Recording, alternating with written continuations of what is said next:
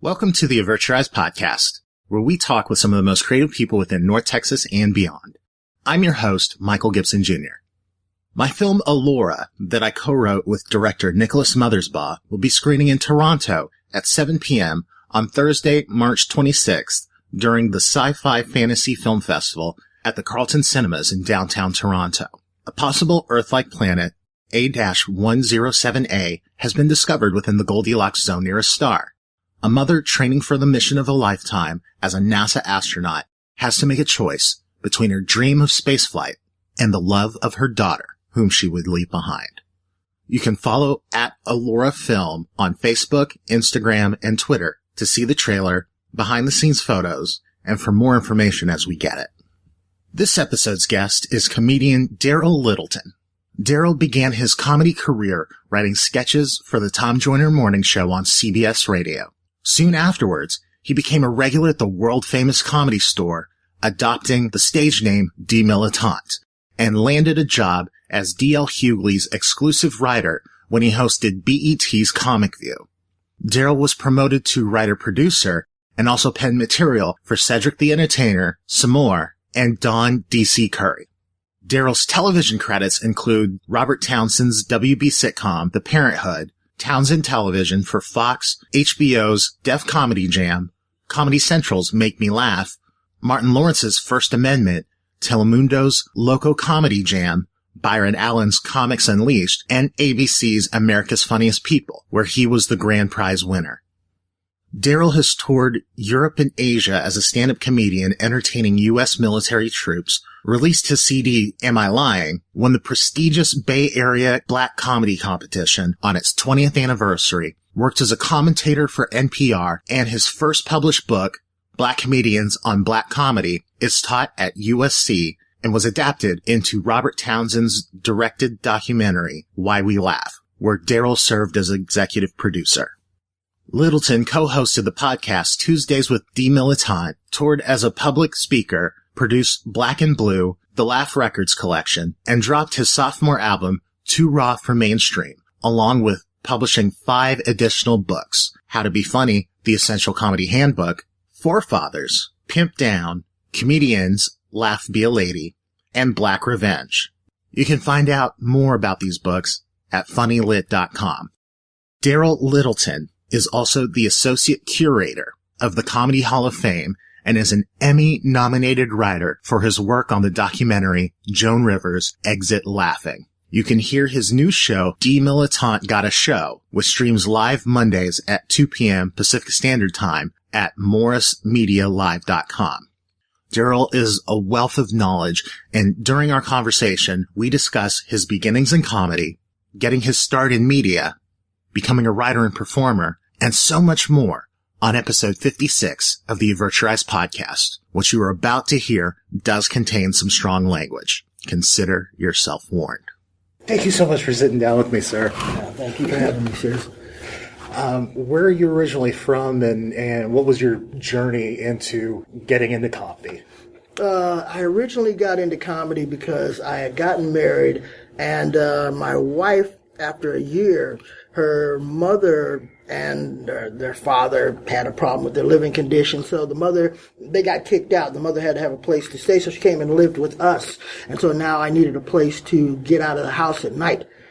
So that's how I got into comedy. I'm not a stripper, so I couldn't pull on thunder thighs, so I had to go and find a way. And that's really legitimately how I got into comedy. Now, what was that first night that you jumped on stage? What was I was at Marla's Memory Lane the first night I did stage. The first night I did really well. I did extremely well. My first joke was not a joke that I had written. There was a guy named Mohammed, and I can't remember. I think it was Andrew Mohammed, and he hosted, and he sounded like Lou Rawls. And so I'm sitting there listening to the guy all night as he's introducing people. So my first line was, he introduced me, brings me up, and I'm like, thank you very much, Lou Rawls. And everybody laughed. And then that was my first laugh on stage, like, oh, this is going to be great. What would you say are some of your influences in comedy? Oh, easy. The first comedian I ever heard of was Dick Gregory. My dad was a big Dick Gregory fan. He used to have Talkin' Turkey and other albums just laying around. The first comic that I was attracted to myself independently, though, was Groucho Marx. Oh, I'm a huge Groucho. Oh, man, I'm a Marx Brothers fan, but Groucho's the guy. He absolutely is. They say usually there's like two camps of comedy. There's the Marx Brothers and the Ritz Brothers? No, the guys that do the slapstick. Three Stooges. Three Stooges. Yeah. And I'm more of that highbrow, like it goes. I'm more of the Marx Brothers. And I love the Three Stooges. There's no doubt about that. But the Three Stooges really didn't tell jokes. It was all pretty much the setup, and then, the punchline was a physical antic or whatever. With the Marx Brothers, though, Groucho was just such a wordsmith, and that's what really attracted me to him. The way he would make a joke and then give a sly look and all that. Yeah, you had the physicality to it, which was great, but the joke was there. And then you had Lenny Bruce, which when I was in high school, I don't mind dating myself. Anybody that watches TV knows I'm older than I look. Lenny Bruce, they came up with the Dustin Hoffman movie, Lenny. Bob Fosse directed that, and I was a big fan of that movie. And then I started actually looking at the real Lenny Bruce. I picked up, they didn't have CDs back then, cassettes of Lenny Bruce. I got the Lenny Bruce book. That was his autobiography. I read that thing all the way through. When I went to college, they had scene study, and I went and got the play by Julian Barry called Lenny. And that's what the scene study I did. I played Lenny Bruce in college. At that point, I tried to do stand-up. And I didn't do Lenny Bruce material or anything, but I tried to do stand-up, and I'd written my own stuff. I went to the Comedy Store, did okay, but as she told me, I was only like 18, 19, she said, well, you're young, you really don't have enough material, adult material to really talk about. I was doing stuff like, we had the hostage situation at the time with the president was Jimmy Carter. But I had said, and it was like 265 days, they were there, at that point, and I said, well, what if the hostages never come home? I mean, never. What if we're looking at the year 2000, I think I said 35 or something like that. So here we are in the newsroom, and President Gary Coleman on day 9,722 is still trying to get the hostages out. So it was that kind of, kid stuff.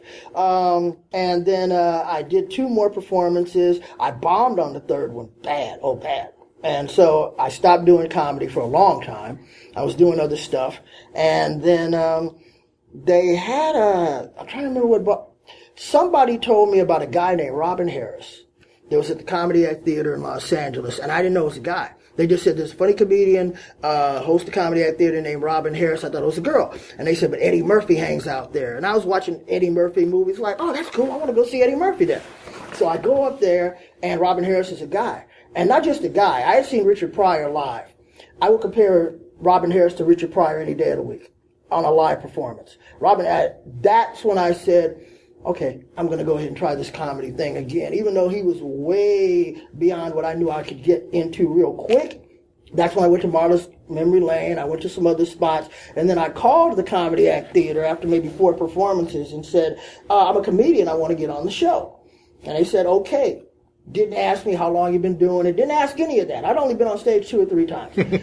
So I get there. Robin Harris destroyed. Now the room's packed. When I say packed, I'm talking about black celebrities.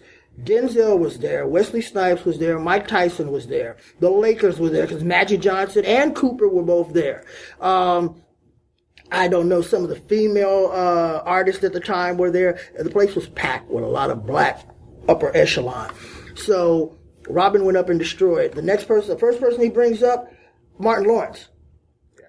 Martin Lawrence goes up and destroys. Next person he brings up, me. I'm nowhere near these guys at this point. And so I went up there, and they gave you 10 minutes. Do not get off until you see the light.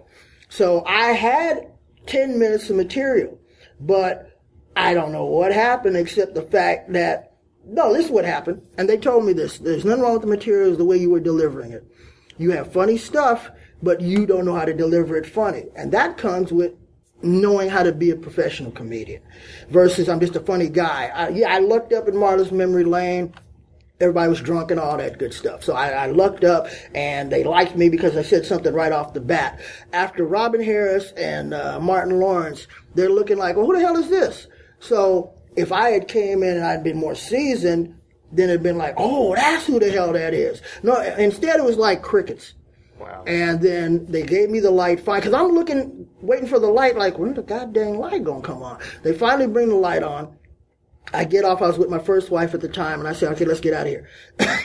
I'm ready to run out the door, go to the car. And she said, to her credit, no, just ride it out. If you're gonna do this, this is part of it. And it's like, all right, fine. So sat down, and I could feel everybody looking at me like, what the f*** was this dude doing up there? And then Robin went up there and talked about me for about 5, maybe 10 minutes. Until finally he brought up the next act. And then it's like, okay, God, it's over. And then I left after 2 more acts. I didn't wait till the end of the night. I wasn't going to have people come up, man. I had that incident happen with Evander Holyfield. I was at Marla's Memory Lane. This is later, and I was better. And Holyfield was in the audience, and I was better, but I didn't do that well that night. That's how comedy is. It's up and down. It was still my first year. And so I was a Holyfield fan. I went over to the guy to shake his hand, and he didn't want to shake it. He snubbed me. I mean, ooh, bad. And normally I'd have said something, because I was still black. I'm still a dude. I still ain't gonna matter. I'm about to put up with that. But from Evander Holyfield, yeah, he'll put up with it. I had to suck that one up. Now, absolutely, they say bombing is part of the process. Now, going from that first time, what was it that drove you to spur on and keep going? I really liked doing it. I really liked being funny. The bombing I knew was part of the process, because even back then I realized there wasn't a school I could go to learn how to be a stand-up. Every stand-up that I had ever seen, from Pryor to Lenny Bruce to other stand-ups, anything I ever read about them, there wasn't any school they went to. It was like there's a Juilliard for comedy. They did it the way I was doing it then. You get in clubs and you work it out and you bomb, and then you go back the next day and you figure out what worked and what didn't. Somebody told me something really good. Tape everything you do. And so when I was at the Comedy Store one time, I was looking at my tape and, setting it and making sure, okay, it's working and all that, because I was getting ready to go up. And I hear this voice behind me, "What are you doing, black soul man?" And I turned around, it was Robin Williams. And I said, I'm just getting my tape ready. He said, "Oh, you're one of those, you tape your stuff." And it's like, I didn't know about his reputation for stealing at the time. Oh. And yeah, Robin used to steal. But it turned out he didn't so much intentionally try to steal people's material. His brain used to race a mile a minute. And after doing comedy for so long, I realized that you will hear stuff in your subconscious, and next thing you know, it's coming out in your conscious, and then you realize, well, I didn't really make that up. Where the hell did that come from? You might have heard it. It's like if you're going to sleep and you're watching TV, the last input might be part of your dream. If you're watching a Martin Lawrence movie, all of a sudden you're dreaming about Martin Lawrence. You think, what the hell am I dreaming about Martin Lawrence? Because you went to sleep watching Bad Boys. That's why. It's not that you have a Martin Lawrence bromance going. It's just that was it. Could have been anybody. Now, do you have any tips for somebody trying to get into comedy and getting over the anxiousness, the nervousness, the stage fright? There's a book that I wrote. I've written 8. One is called How to Be Funny. You can get it at Amazon, Barnes & Noble, online Barnes & Noble. Don't go into the bookstore and ask them for it, because they'll look at you funny. But it's called How to Be Funny, and it does go through. Basically, I wrote it in my 25th year in comedy. So my mentors in comedy, because I pulled a lot of stuff from what they taught me. My mentors were Robin Harris, Rodney Winfield, Brad Sanders, who used to be the head writer at Tom Joyner's Morning Show. He taught me really how to write comedy. I knew how to write funny stuff, but he taught me how to write comedy. I'm leaving somebody out, and that's a shame. I know I'm going to think about him in a second. Milton Berle spent time with me. Yeah. Oh, yeah. That was cool. Howard Morris, who used to be on the Show of Shows, spent time and was part of the development. There was a lady named Alice Nikki Johnson, who put me on TV first. She had a public access show called Dare You to Laugh.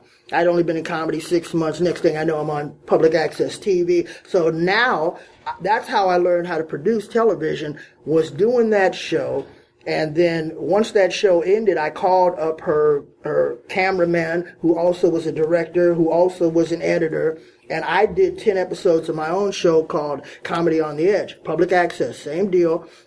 I had Jamie Foxx on the show, his first TV appearance. D.L. Hughley, his first TV appearance. I had Ronaldo Ray. I had Yvette Wilson, her first TV appearance. So I had all that vintage stuff.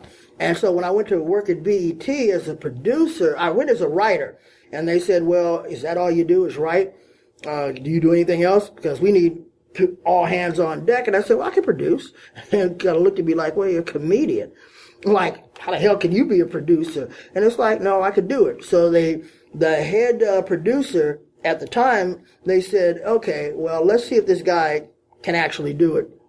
He said, look, I'm going to leave you with the editor. I'm going to go to lunch. Just put together this show, and then I'll know what's going on. He came back, looked at it, and said, I ain't got to teach you shit.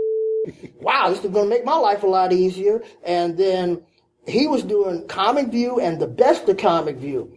He said, you know what? I'm going to give you the best of Comic View. And I did maybe 150 episodes. Wow. With various editors, and that's how I learned to be a good producer. Because I had already done, they had a formula.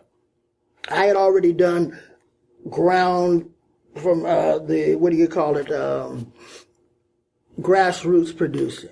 You know, almost guerrilla producing, because I had to get my own crew. I had to get my space. I rented chairs. I had to get an audience. This is before the internet. So getting an audience was like, you got to go to comedy club. Hey, I'm over here. You call all your friends and blah, blah. And I was able to fill a place with about 30 or 40 people, which is fine for a TV shoot in a small place because the sound works. I had a bass player. I would bring music. I had rappers on the show. It's a very cool show.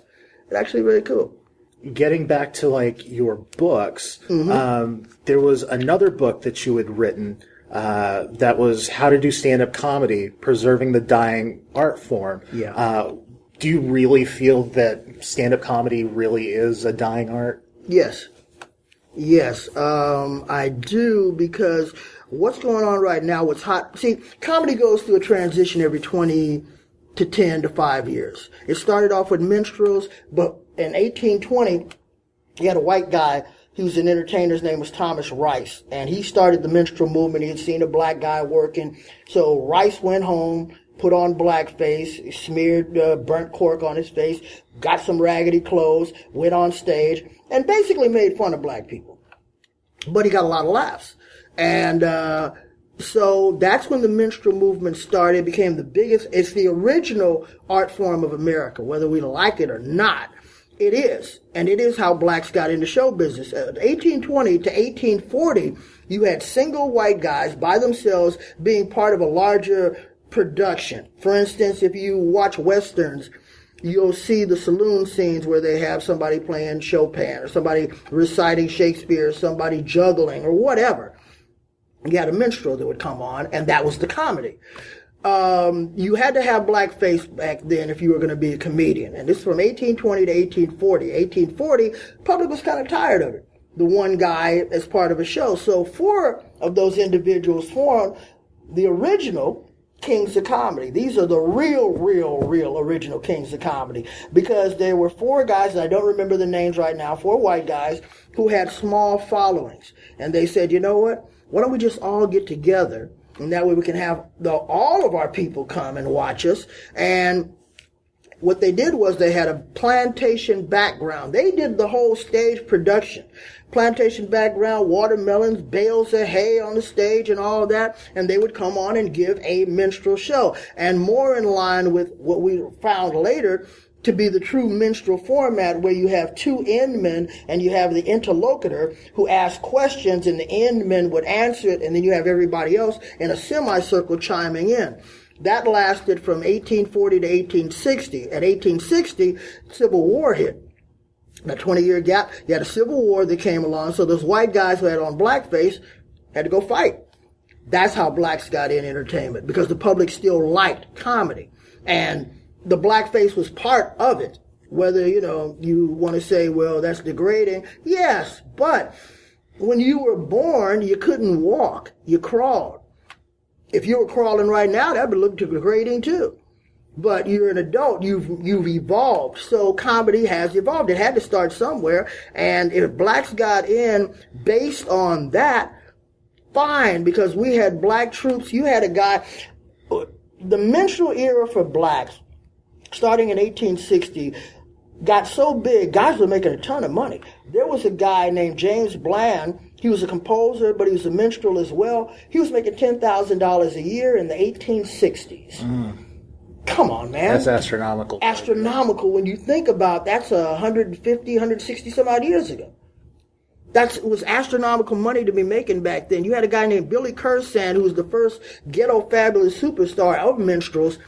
He used to put, they didn't tell jokes back then. They used to put, when they did finally get around to telling jokes, it was jokes like why do firemen wear suspenders, that kind of knock-knock jokes type of stuff. But this guy, Billy Curzan, the gimmick was he had a big mouth. He could put cue balls in his mouth. He could put a saucer and a cup in his mouth. Wow. Yeah, so really a big mouth. Queen Victoria of England heard about this guy and said, I want a command performance. She sent a boat from England to get this dude in the United States, got him, took him over to England. He did the command performance. They treated him like a king, and then they sent him on back. And I always tripped off of that because, number one, he's a pioneer, but number two, Billy Curzan was brave to me because up to that point, black people hadn't had much luck on boats. So, boat trips was not our thing. And I never understood why the hell he came back. I would have stayed in England, man. Because, you come back here, they were treating him great over there. I mean, he came back here, and yes, you're big here, but, you're still... Then you had two-man groups, and then that changed to where you had where women got into comedy. They started as minstrels in 1870. Then they made them take off the blackface, and they had to wear lingerie. They still had to do something, and they would tell jokes in lingerie. They called them girly shows. Then you had the two-man teams of blacks around the turn of the century. You had Cole and Johnson. You had Miller and Lyles. You had Williams and Walker. And after that, you had blacks that got into film. Then blacks finally got into TV. And then we did party records where we were telling jokes, Red Fox, Dolomite, jokes. And then it finally, you had where Dick Gregory in the early 1960s was being more of a stand-up comedian, where we're doing more of what we do right now, standing up, talking about your life, the experiences, politics, whatever. The reason I say it's a dying art form, because it still changed, because you had the white boom, you had the black boom, and everybody had their place in the sun. And there was a time where a place like this probably had a comedy club downstairs. Every place had a comedy club. Your bowling alleys had comedy nights. Yeah. I would go to like restaurants that had comedy nights. I told jokes in front of salad bars at happy hour. So what happened, the reason I feel it's a dying art form, because now we're into the situation of internet comics, which I have no problem with them at all, because they're writer-producers, it's the next evolution. But what the internet comics are doing, because they did not have the chops or the time to get the chops to become the strong stand-up comedians, but yet they're packing places. So I'm not going to throw out any names, but you might be a big internet comedian, but you only got 15 minutes. You got to do 45. So you bring in a professional comedian, somebody of my ilk, to close out the show. Well, what the internet comics, I'm sure they got tired of hearing about, well, man, you got to have somebody else close for you. So what they did was, I know DC Young Fly and Carlos Miller, and there's a couple other guys, I don't remember your names, fellas, sorry, but they basically do a live podcast on stage. So it's not just stand-up. It's almost like you got the Marx Brothers on stage. So that's where the art of just standing there talking and blah, blah, blah, it's almost like funk bands or jazz. Their height is gone, but you can still go see a funk band. You can still get the Earth, Wind, and Fire somewhere. You can still see Casey and the Sunshine Band, but they just don't have hits on the radio, and they're not going to be probably the big venue in your town, but they're working. And so the new thing is a live podcast on stage, and it's entertaining as hell. Now, when it comes to comedy, like, or just stuff in general, like, what sort of things make you laugh? I like intellectual comedy to a degree. You can get too full of references, and I don't believe you should ever talk over anybody's head. The stuff that makes me laugh, Corey Holcomb makes me laugh. Like I said, Groucho Marx, was a big fan of him. Robin Harris makes me laugh. Guys that are just down and gritty make me laugh. I don't, even though the highbrow comedy, I guess you could say I kind of do it, but I kind of ghetto-size it. There's women that make me laugh. And, and I'm sorry that, because I say that the way I just said it, because I wrote a book called Comedians, and once I did that, me and my wife wrote it together. Her name's Lady Tuesday. We wrote it together. She's a comedian. I realized how wrong I had been, and a lot of my peers are, about females. I mean, Jerry Lewis said women aren't funny. That's wrong. Cheryl Underwood's funny as hell. Linnell is funny as hell. Melanie Camacho is funny as hell. I could go on and on. Lonnie Love. The list is very extensive as far as funny women. There's plenty. Alicia Cooper, my God. There's a lot of funny women out there. There's a lot of talented women. So the funny ones who are hitting hard make me laugh. I'm not really into polite comedy. That does not make me laugh. Where you're trying to, and I'm not talking about just clean. I'm talking about, you're not trying to offend anybody. You don't want to step on any toes. The thing about comedy is somebody has to be the butt of a joke. If you see somebody slip on a banana, which is a classic funny thing, well, the person who slipped on a banana, they're the butt of the joke. That's who you're laughing at. Somebody gets a pie in the face. That's who you're laughing at. It's got to be somebody. It can't be nothing and people are going to laugh. It don't work that way. Now, you've written all these different books on comedy and the some of the big figures within comedy. Do you have a particular preference when it comes to comedy between, like, improv, sketch, and stand-up? Stand-up. Just because that's my background, is as a stand-up comic, just one person with one vision. I would imagine it would be hard to work with a partner unless they were your brother or somebody that's with you all the time where they can finish your sentence. Other than that, whenever I do stand-up, I like it because it gives me the freedom where if I mess up, nobody knows but me. You can always change your act up right in the middle. If they're not going for your political stuff, you can go for your relationship stuff. They don't like that, talk about personal stuff. You can always make the flip. The script is not written where anybody else has read it. So that is kind of an improv format, but it's not improv. What's your most memorable experience through the years? That's easy. I played a show for the troops in Holland. I was performing in Holland. And they had brought me over to Europe to perform, for troops. And it's the best show I've ever had in my life. There wasn't a single black person in that room. That room was packed to the gills with people from Holland. And, the electricity was in the room. They ate up every single joke I said, because I guess they were familiar with what was going on in America at the time. And I remember when I left out of there, everybody was so appreciative. Everybody was so cool. Oh, my God, you were so funny, blah, blah, blah. And when I left out of there, it was a full moon on a perfectly clear, dark night. And I remember looking up, thinking to myself, man, it probably will never get better than this, so suck it in. And I walked back to my hotel room, and I could almost hear, music in the background. It was that cool. So that's why when anybody asks me that, that's an easy one. I haven't had a show like that since, and I've had great shows. Another memorable thing was when I did Def Jam, walking into the Academy Theater in New York, and they were playing Naughty by Nature. It wasn't OPP. It was, what was the other big hit that they had? And they were blasting it, and the stage had the colors going, and you had the crew guys setting up the stuff, and the smoke was going, and it was just like, man, this is so goddamn cool. I remember that. But I'll just never forget that Naughty by Nature walking in, because you couldn't hear it from outside. As soon as the door opened, you were in a whole nother world. It was like The Wizard of Oz when they went from black and white to color.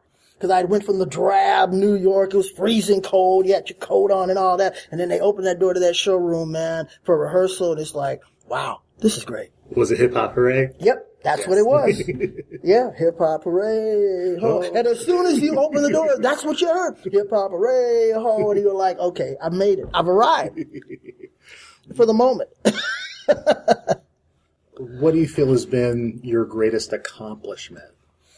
Writing my first book, Black Comedians on Black Comedy.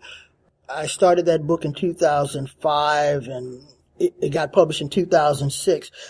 It was my greatest accomplishment, and I want to inadvertently thank Michael Richards for being an asshole and cursing out a bunch of black people and calling them.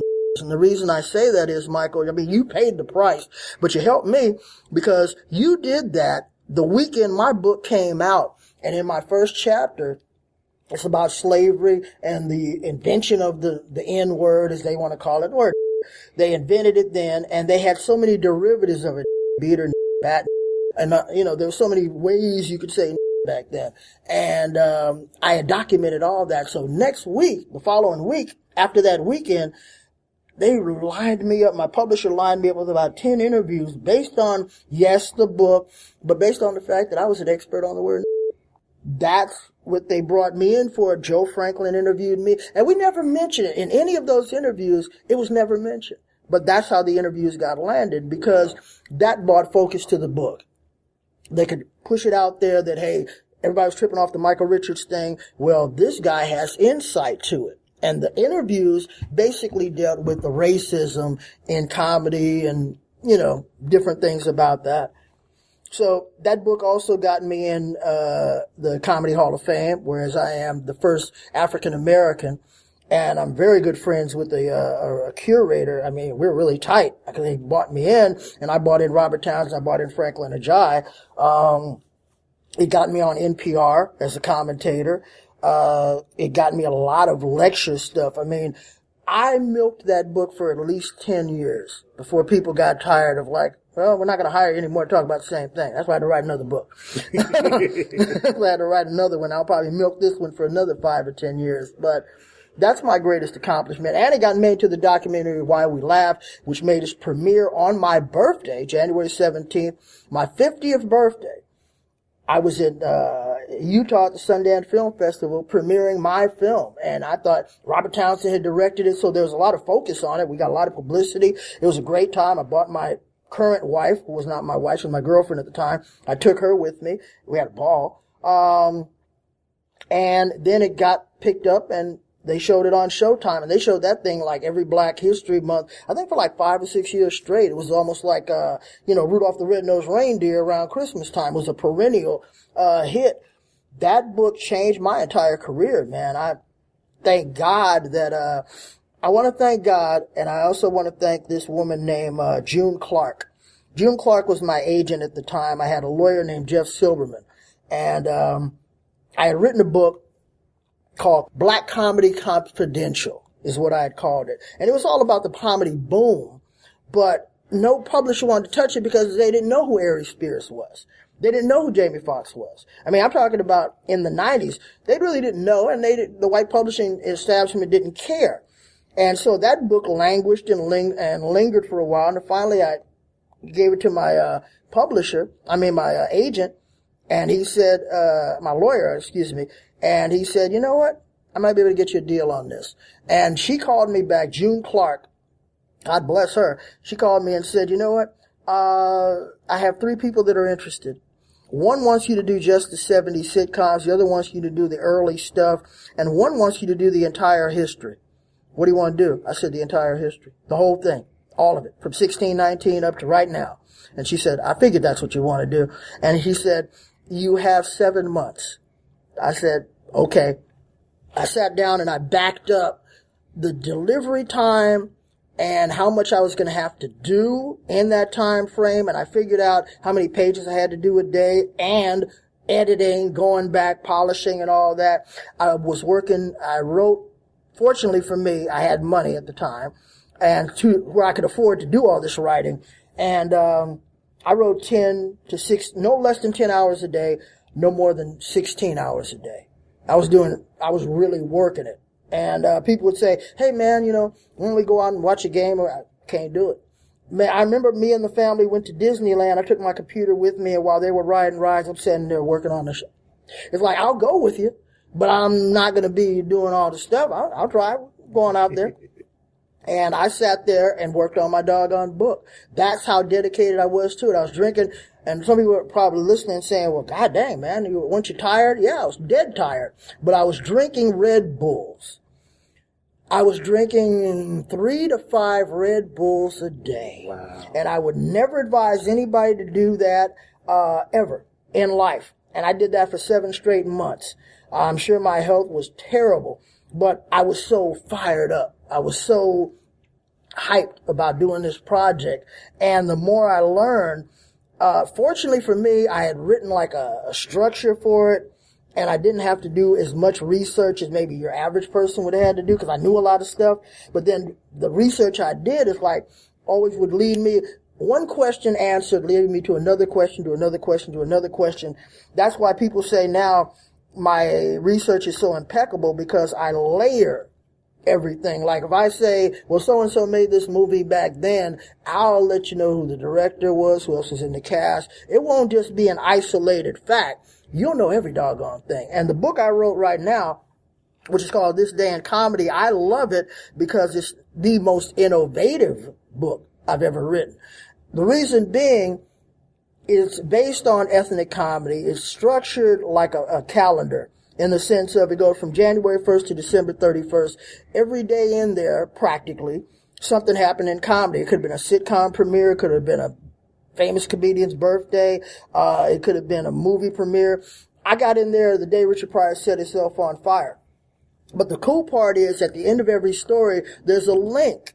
So if you got the physical book, you type it in. If you got the digital, you click it. And if you're reading about Dave Chappelle, now you can watch Dave Chappelle. If you're looking at the Flip Wilson Show because you want to know, now you're actually watching an episode of the Flip Wilson Show, which will lead you to watch other episodes of Flip Wilson, which will lead you to find out more about Mantan Waller, or whoever your taste leads you to, because the book doesn't say, it's not structured where you got to read it from beginning to end, all the way through. It's not linear like that. Every story is its own isolated story, and stuff about comics that are not printed anywhere else. Stuff that I happen to know, that I was there, or the facts were there at the time. I always did my fact checking. And the pictures are rare because either I got them from private collections or I found them in public domain. And when I say public domain, I'm talking about rare public, not the images you see all the doggone time. A lot of them are military stuff, like David Allen Greer, Thea Vidal, and a number of other people. I have them performing for military troops, and that's the picture you're seeing. I love our military in the sense of, I've been overseas, and I understand that the only reason I'm able to live the lifestyle I'm able to live like everybody else over here is because nobody's dropping bombs over here. We're protected over here. They haven't had a war on these shores since the 1800s. So you can't go basically to any other place in the world and say that. What do you do when you're not writing and performing? It's funny, somebody asked me that about 25 years ago, what's your hobbies besides comedy? And I said, more comedy. And that's pretty much it. I branched out to other forms of comedy. I'm doing a podcast which will premiere February 3rd. I've done podcasts before, but for a short amount of time. I used to be a musician, and when I was a musician, that's really all I did. If I wasn't playing or practicing or forming a band or whatever, or working or touring with that band, I was composing or trying to compose. The only thing that stopped me from being to going and pursuing music even further was I hit a glass ceiling. Whereas as a performer, there were trumpet players back then that were fantastic, that were amazing, and I thought I was going to be a funk trumpet player. In which case, you didn't have to be a Miles Davis or a Dizzy Gillespie to be a funk trumpet player. You just had to be good and be able to hit some high notes and all that stuff. And then disco came in, and that was the end of that. The guys that I know who are still playing, they were really good back then, and they're still great. They're great trumpet players. And I don't think I would have ever been a great trumpet player. I think I would have been pretty damn good. But to me, if I'm only going around once and I'm going to devote my time to something, I want to be great at it. And I'm not saying that I am a great comedian, but I'm a damn good stand-up comic. I'm very serviceable. I can perform in front of any audience, anywhere. Clean, as they call dirty, blue, whatever. That doesn't really matter. So I have all the tools, the skill set of a damn good stand-up comic. I'm a damn good producer, and I'm a damn good author, damn good comedy writer. So maybe there's no greatness in any of that based on my perception, because I know to me what great is. But if I'm not great, then I'll go ahead and say I'm next to the guy who is great, and I'll be able to take his place one day. As we start to wrap up, there are a couple questions that I typically ask every person that's on my podcast. How do you define happiness? Balance in your life. You're doing what you enjoy doing. You wake up with a purpose, and that should be your form of happiness. Everybody's different, but if you wake up and it's just like, another day, you're not happy. I wake up every day and I'm glad I woke up, number one. I was telling you off record that I had cancer for 2 years. And so every day to me is a great day, even on bad days. I'm just glad to be here, but I wake up with an agenda of what I want to do, not just in comedy, but for comedy. I wrote a book. My latest book is called This Day in Comedy, The Ethnic Encyclopedia of Laughter. A lot of people in that book. I have some comics that have come up to me since it was published, and you can get it on Amazon, folks, or Barnes & Noble. You can physically go into Barnes & Noble and get it, or Books A Million. But I've had comics come up to me and say, how come I'm not in the book? And I said, well, and they have a good argument. I mean, I've been doing comedy for 25 or 30 years, and this, that, and the other. And it's like, well, I had a limited amount of space, and I had to deal with the comics that have actually done stuff for comedy versus just stuff as a comedian. And the difference is, and I had one guy tell me, well, man, I've been hosting a show at the church for like 15 years. And it's like, that's great.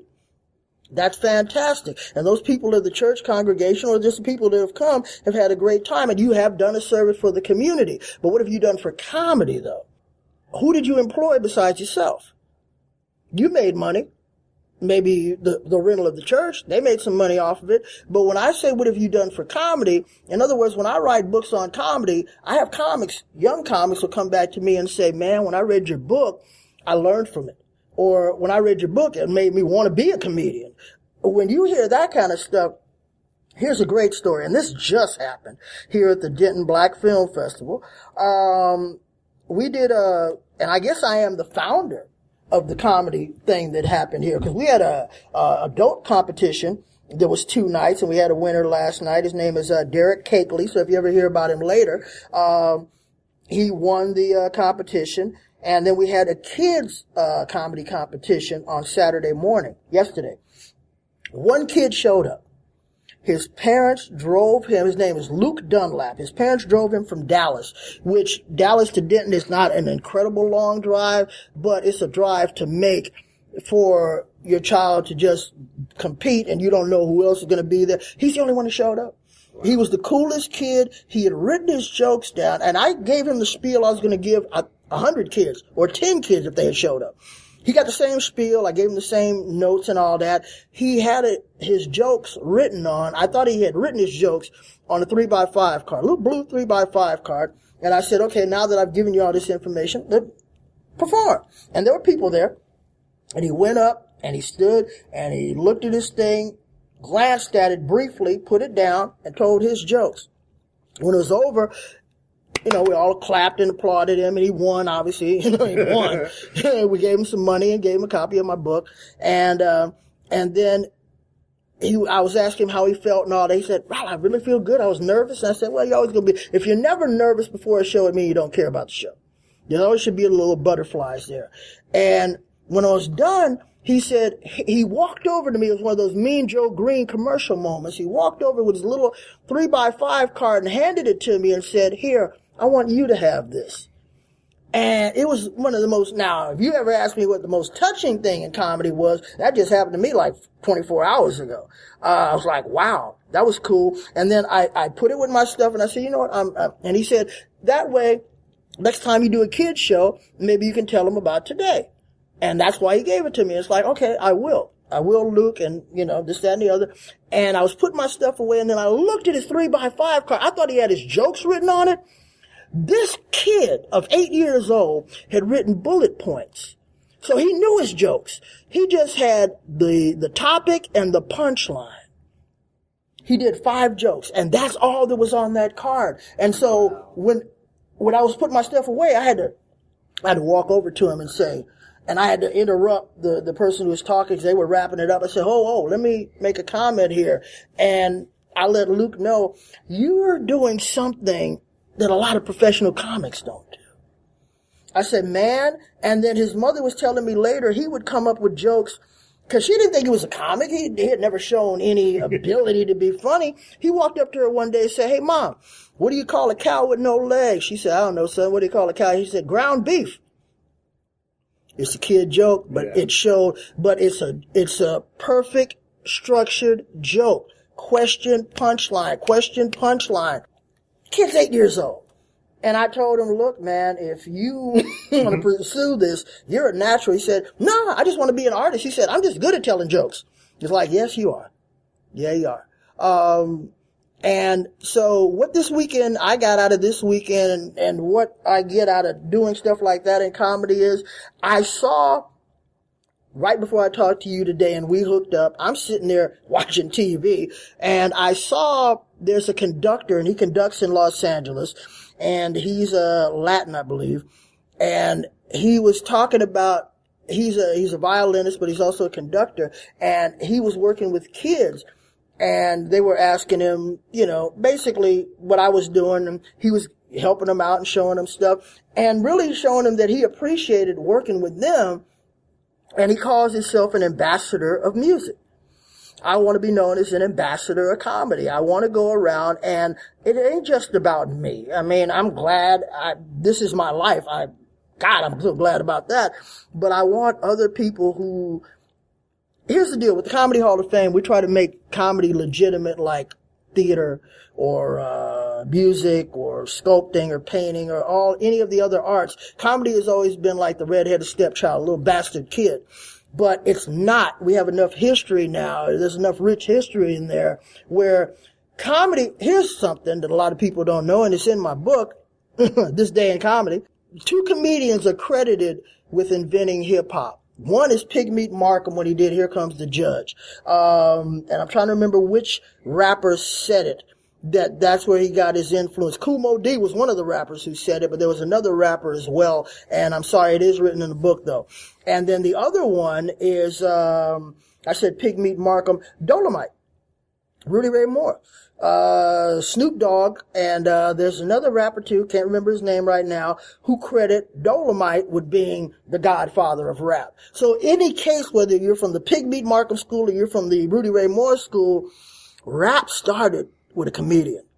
So comedy has been maligned unnecessarily, and we're the only art form where, like I said, we don't have a formal school, but we're the only art form where anybody thinks they can do it and just want to get up on stage and start telling doggone jokes. And it's like, okay, but you have to start at the grassroots. You're not going to go up to a concert hall and say, I can play piano. Well, you're not a concert pianist though.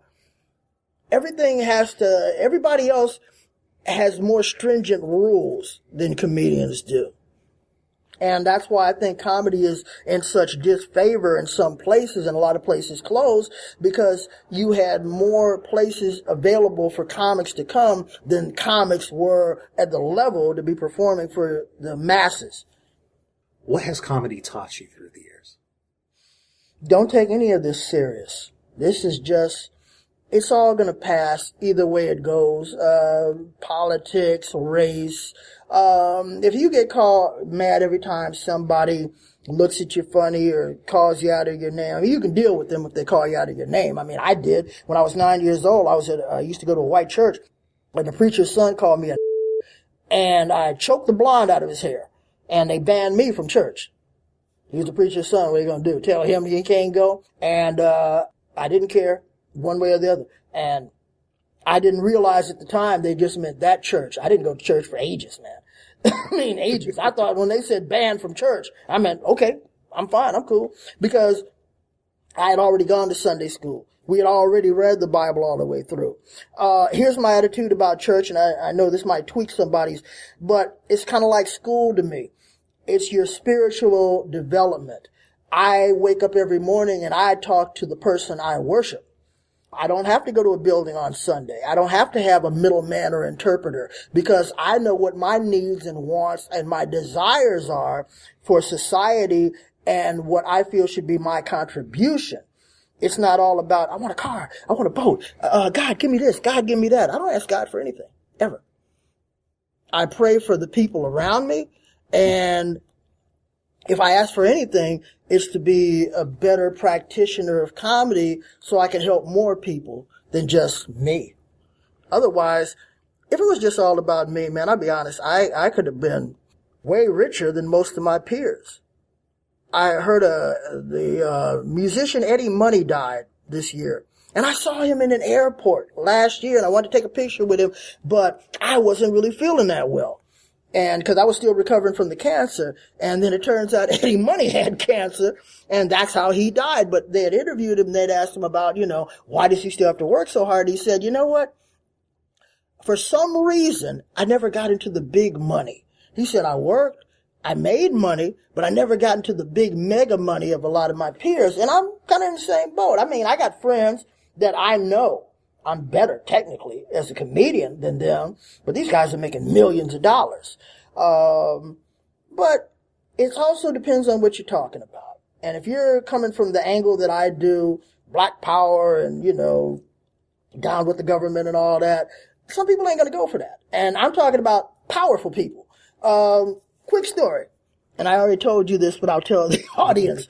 When I auditioned at the Comedy Store, it's 1991, Mitzi Shore, that was the owner at the time, she auditioned me 8 times in a row, finally said, okay, 8 weeks straight in a row, because there were hardly any people there. And she finally said, okay, I'm going to make you a regular. I like your act. I'm going to push you. I'm going to make you a big star. And I said, okay, great. And she said, and I like Whoopsie Wooly. And I said, what?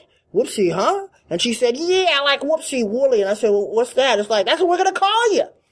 And then she did this thing like, she's like, air marquee. And she said, Whoopsie Wooly. And it's like, that was going to sell me by her presenting it that way. And I said, and I'm shaking my head and I'm thinking, man, why can't a brother just get over without all this extra bullshit? So I told her, why can't it be Whoopsie Wooly? And she was looking at me like, well, why not?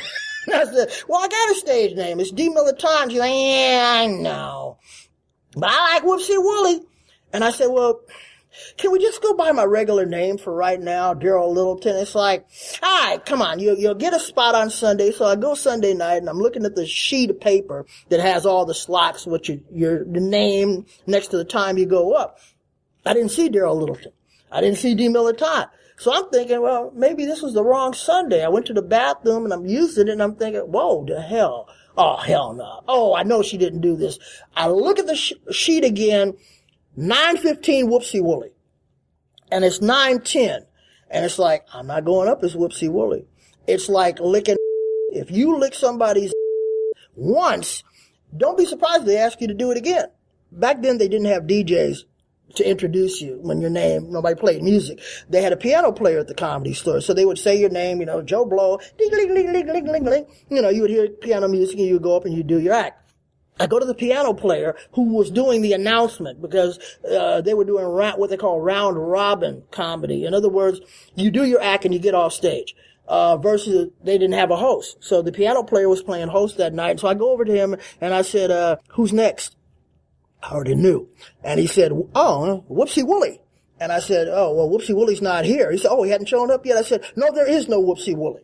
And he's never going to show up. And he said, what do you mean? I said, Mitzi wants me to be Whoopsie Wooly. I can't do that. And if you call the name Whoopsie Wooly, I'm not going to come up, man. And I'm not trying to make waves. I know I'm brand new here. I'm not trying to cause no problems, but I can't start off like that. I just can't do it. And he was a white guy. And he looked at me and he said, you know what? I understand.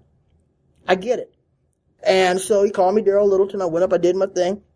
She didn't make a big deal about it. She never asked me to be Whoopsie Wooly again. But when the LA riots hit, that's when they kicked me out of the Comedy Store as a regular. And she said my comedy was too angry. And my response was, but you have Andrew Dice Clay and Sam Kinison here. Compared to those guys, my comedy is just slightly perturbed. But I get it. They're bigger than I, and they are whiter than I. So, okay, I can dig it. What would you say to someone following in your footsteps to become an entertainer?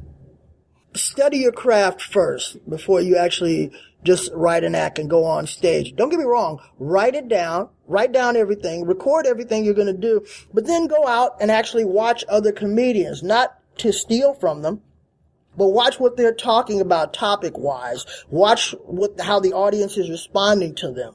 You want to pay attention to, because this is the profession you're going to go in. If you were playing football, basketball, baseball, if you were doing anything, you just don't go out there doing it.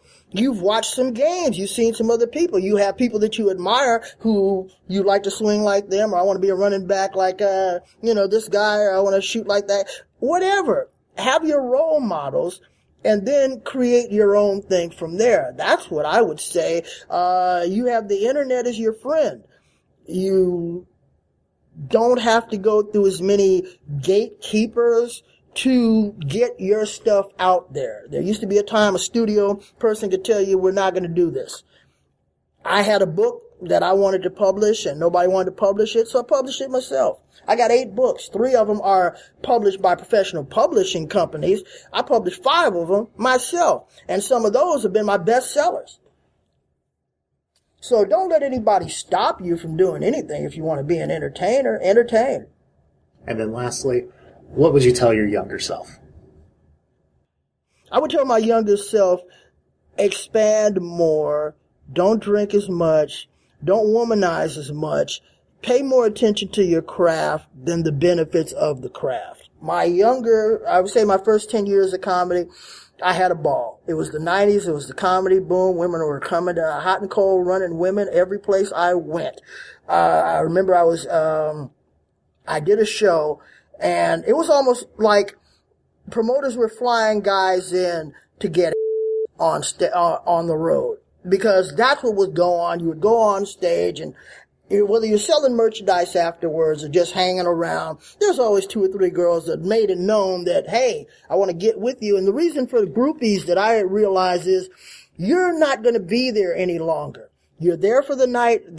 I've had women say, I had one girl say, you can do whatever you want to me. It's like, wow. And I knew the local guys weren't getting that same offer.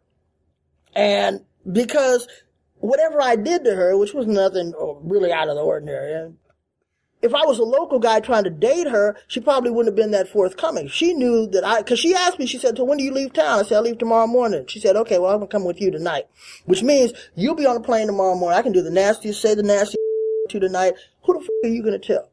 She could give me a fake name. I'm the story. And I also realized that too. Back to the woman thing, a guy, I thought this girl was coming back to my room and all that, and we're just going to have some fun. She got back there and said, okay, that'll be $250. Oh. I just started laughing. And I laughed so hard. I was almost doubled up on the floor. I didn't say, just dying laughing. And she said, okay, what is so fucking funny? I said, you don't seem to know the dynamics of this. I'm the story in this situation. I'm not going to give you $250 to and then go back and say, hey, I this girl on the road in Tennessee or wherever. But you'll be able to go back and say, I D. Militant. So why would I pay for you to have a story? And she just looked at me like, you're such a so it's like, nah, you just don't know how this shit works. And if you've suckered some comics into this, they don't know how it works either. Comics should never really pay for near anything. You shouldn't have to pay for food. You shouldn't have to pay for hotel accommodations. You should not have to pay for your travel. On legitimate stuff, you should always get a 50% deposit. I would tell my younger self, concentrate more on your craft. I've done a whole lot of stuff, but when I look back, could have done a whole lot more. Tell people how they can find out more information about you. You can go to funnylit.com, FUNNYLIT.com. That's my website. You can find me on Twitter at D_militant, or you can get me at Facebook at Mr. D Militant.